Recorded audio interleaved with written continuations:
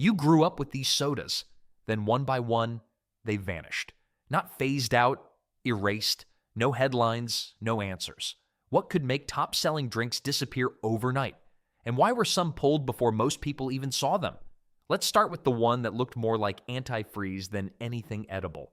Pepsi Blue hit shelves in 2002, looking like someone mixed Pepsi with window cleaner. This bright blue soda promised berry flavor that would change everything about how people thought about cola. It was the only drink that could make your teeth match your jeans. PepsiCo went full neon targeting teenagers who thought regular sodas were boring and predictable compared to emerging energy drink culture. Berry flavoring created something completely artificial that defied natural fruit expectations. Not blueberry, not raspberry, something that tasted like fruit scientists invented in a laboratory after studying regular fruit from a distance. Sales started incredibly strong during the first few months of availability. Kids begged parents for blue bottles at every grocery store visit. Everyone wanted to try the blue soda at least once out of curiosity, but novelty wears off like temporary tattoos in swimming pools. Parents complained constantly about blue stains on everything their kids touched throughout the house. It was like having a toddler with finger paints, except the toddler was every teenager in America. Regular Pepsi drinkers started comparing the berry flavor unfavorably to the original recipe they knew and loved for decades. The artificial taste felt completely wrong for everyday drinking situations. Sales dropped dramatically by late 2003 as initial excitement faded. Store managers noticed blue bottles sitting longer on shelves while regular Pepsi moved normally. PepsiCo discontinued it in 2004 after just 2 years of declining performance. Social media brought it back in 2021 for 8 weeks. The comeback lasted about as long as a snow cone in July. Pepsi Blue taught the industry that color alone can't sustain a product if everything else creates problems for consumers and families. Around the same time, another company had been making pink diet sodas for decades. Tab launched in 1963 when diet soda sounded as appealing as diet birthday cake to most American consumers. Coca-Cola bet people wanted fewer calories, even if it meant sacrificing taste completely and accepting artificial sweetener compromises. Pink packaging dominated shelves like a flamingo invasion nobody had requested, but everyone noticed. Saccharin provided artificial sweetness with unmistakable metallic aftertaste that took serious getting used to for most regular soda drinkers. Drinking Tab was like making a peace treaty with your taste buds where both sides had to compromise. The 70s became Tab's golden age when women embraced it during cultural shifts toward health consciousness. The brand built an incredibly loyal following among dedicated dieters who appreciated the calorie savings.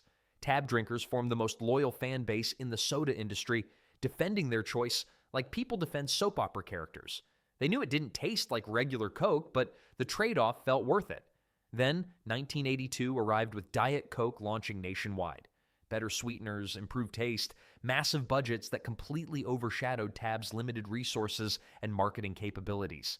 Tab suddenly competed against its own parent company for identical customers and market share. Finding Tab required searching specialty stores by the late 80s as distribution became increasingly limited. The internet connected Tab lovers in ways they never could have imagined before. Online communities shared tips about Tab locations and stockpiling strategies for the devoted few who remained loyal. By 2019, only 2% of soda drinkers chose Tab regularly, according to industry surveys. The final announcement came in 2020 during the pandemic.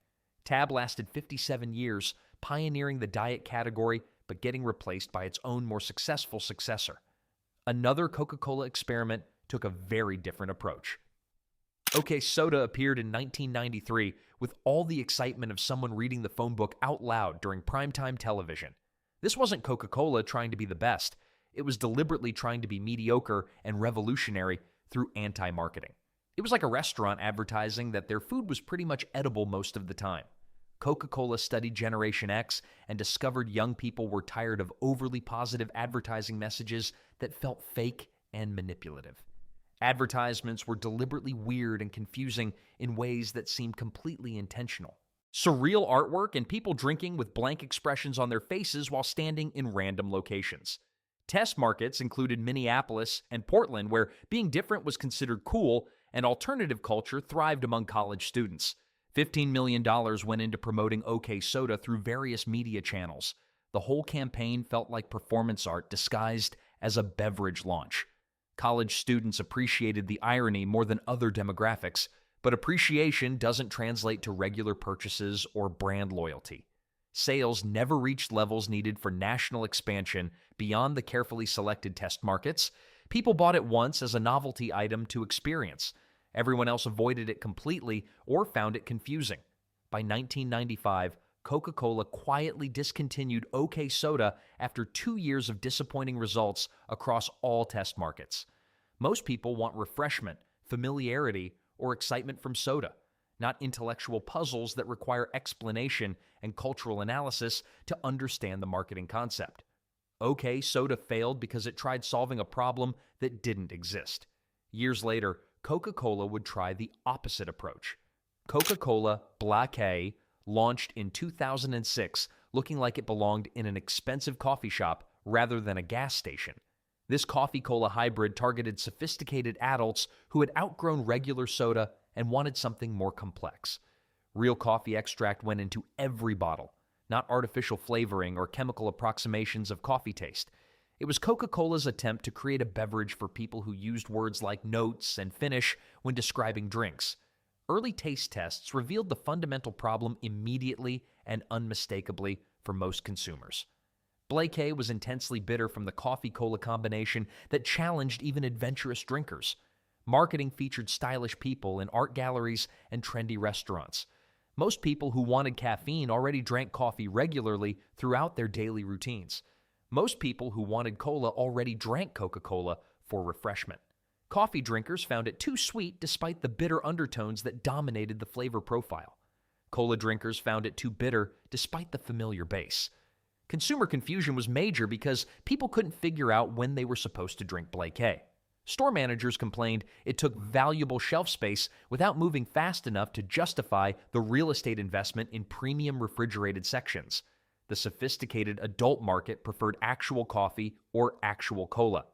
By 2008, Coca-Cola quietly discontinued Black after just 2 years of disappointing sales worldwide.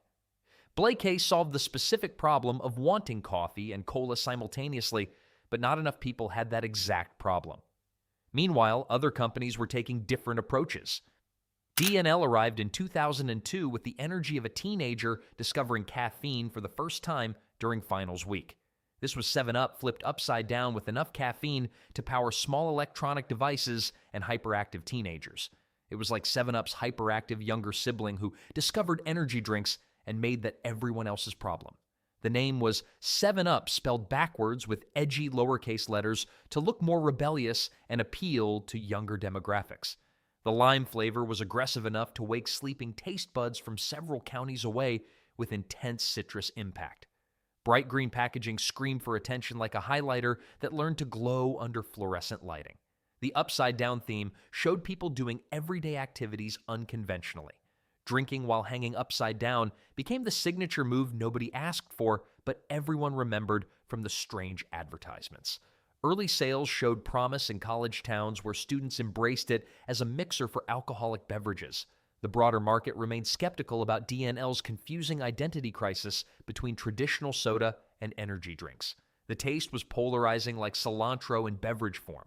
Parents weren't enthusiastic about high caffeine content, especially when school boards started questioning its presence in educational vending machines. Competition from actual energy drinks made positioning difficult. The edgy demographic preferred naturally rebellious brands rather than traditional brands acting tough. By 2005, D&L quietly disappeared after 3 years without fanfare or clearance sales to market's passing. Speaking of contradicting brand identity, 7-Up Gold debuted in 1987 looking like it wandered into the wrong product launch meeting by complete accident. This dark, spicy beverage wore the 7-Up name while abandoning everything 7-Up meant to loyal customers. It was like a vegetarian restaurant suddenly adding barbecue ribs and pretending nothing had changed. Cinnamon and ginger created a taste resembling ginger ale more than 7-Up's familiar citrus refreshment that customers expected and loved. The visual shock was worse than taste surprise for most consumers who grabbed bottles expecting transparency. 7-Up had built decades of identity around crystal clarity and clean transparency. 7-Up Gold threw that away for brownish color. Marketing teams faced impossible challenges explaining how to sell dark. 7-Up, without admitting everything they'd said about clear sodas being superior, was wrong. Consumer confusion started immediately upon launch and never improved throughout the product's brief existence. People grabbed bottles thinking they were getting regular 7-Up, then returned angry. 7-Up Gold felt like answering a question nobody asked. Store managers dealt with constant complaints about allegedly mislabeled products that weren't actually mislabeled, but represented a fundamental brand identity crisis. Consumer focus groups described feeling betrayed by a trusted brand. 7-Up Gold felt like violating an unspoken agreement between the company and customers.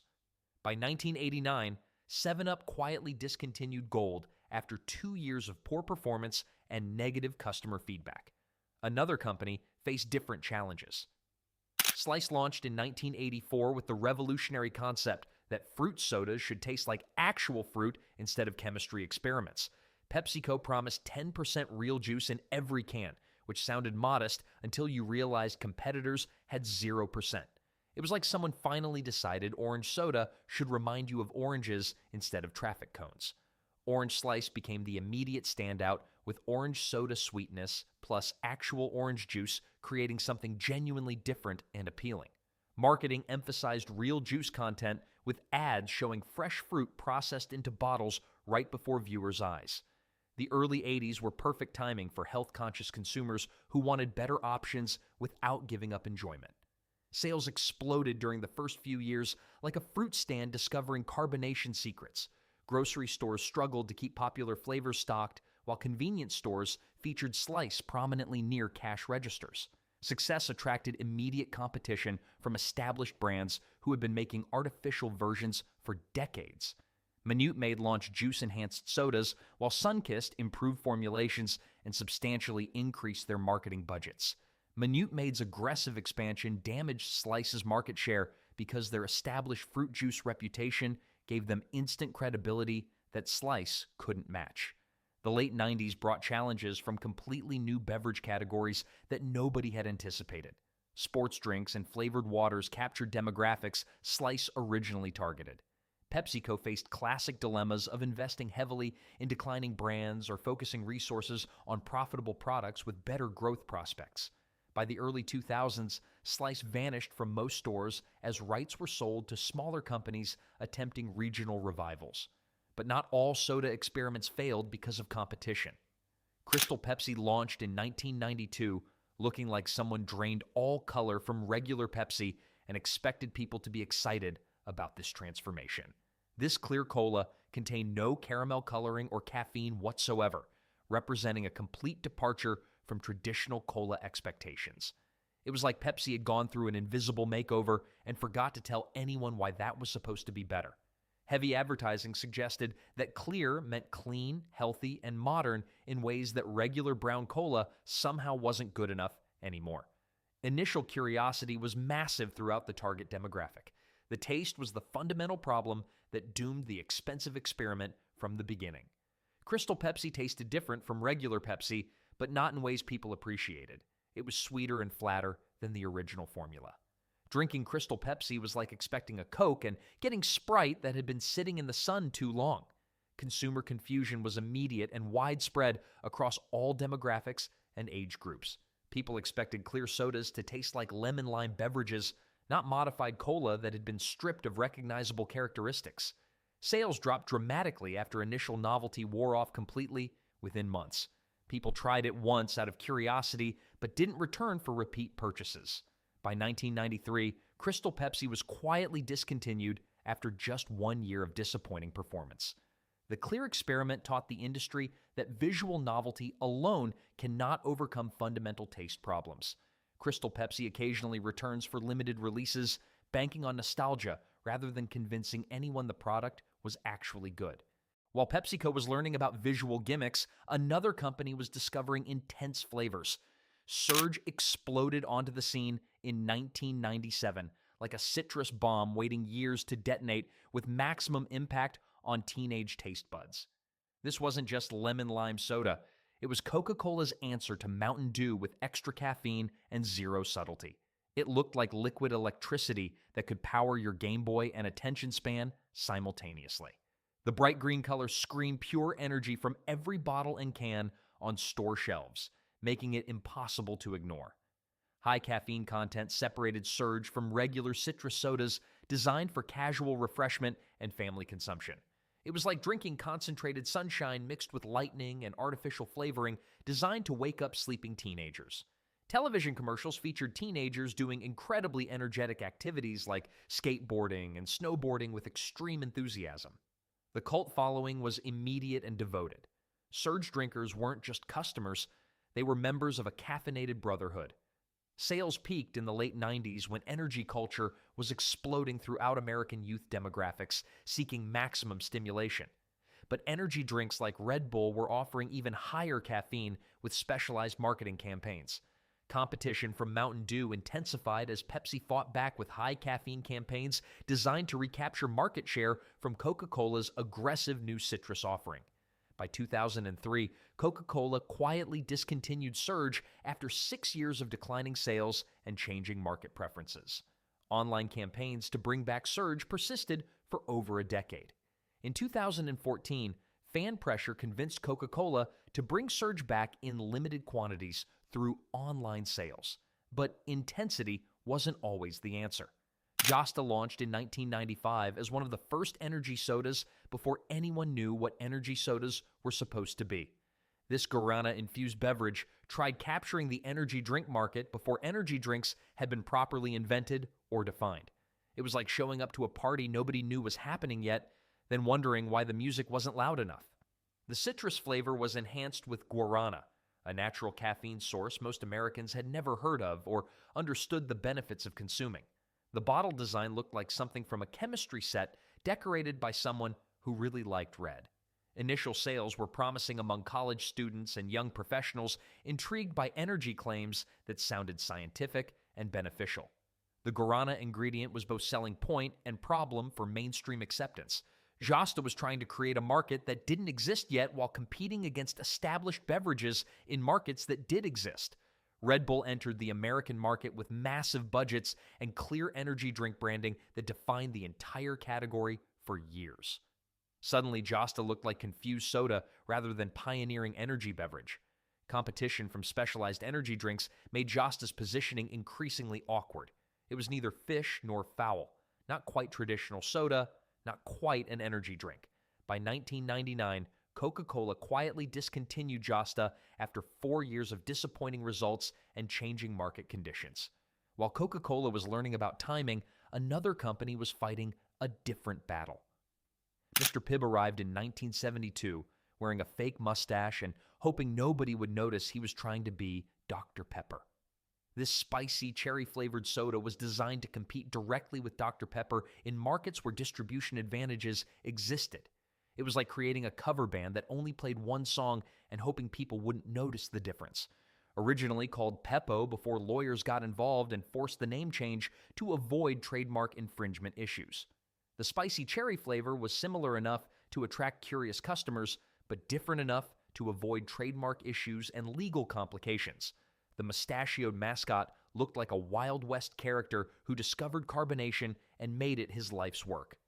Regional success was limited, but genuine in specific areas where marketing efforts focused resources effectively. In markets where Dr. Pepper wasn't available or heavily promoted, Mr. Pibb found customers who appreciated the spicy alternative. The brand went through more identity changes than a teenager trying to find themselves. Multiple reformulations and rebranding attempts tried finding the perfect combination of taste and positioning that would attract customers. Distribution remained the fundamental challenge throughout the brand's existence and multiple iterations. Dr. Pepper was already established, making it difficult for Mr. Pibb to gain valuable shelf space. The brand became more famous for its various names and reformulations than for any particular taste or marketing success that justified investment. Mr. Pibb's story illustrates the challenges of creating knockoff products in established categories where original brands have significant advantages. But Mr. Pibb's struggles pale in comparison to what happened when a company tried fixing something that wasn't broken. New Coke launched in 1985 with the confidence of someone who had never read about fixing things that weren't broken. Coca-Cola decided to reformulate their classic recipe to make it sweeter and more competitive with Pepsi's growing market share. It was like deciding to repaint the Mona Lisa because focus groups thought she needed more jewelry. The sweeter formula was designed to compete directly with Pepsi, which had been gaining market share with its distinctly sweeter taste profile. Marketing announced New Coke as an improvement over the original formula that had been successful for nearly a century. The backlash was immediate and fierce, like a hurricane made entirely of angry letters and phone calls from customers who felt betrayed. Customers didn't want Coca-Cola improved. They wanted it to stay exactly the same. Protest groups formed overnight across the country with official names and everything. People hoarded cases of remaining classic Coke like they were preparing for civilization's end. The reaction was so intense, you'd think Coca-Cola had canceled Christmas instead of changing a recipe. Sales plummeted as loyal customers switched to Pepsi rather than accept the new formulation they never wanted. Phone calls flooded headquarters with complaints ranging from disappointed to furious, overwhelming customer service departments. Media coverage treated New Coke like a national crisis that somehow involved carbonated beverages and threatened American cultural identity. Within months, executives realized they had made a catastrophic mistake that threatened the entire brand identity and customer loyalty. Coca-Cola Classic returned with massive advertising celebrating the comeback. New Coke quietly disappeared, becoming one of the most famous marketing failures in business history that schools still study today. Sometimes the best improvement is no improvement at all, especially when dealing with products that have deep emotional connections. These 12 discontinued sodas remind us that even the biggest companies can make mistakes.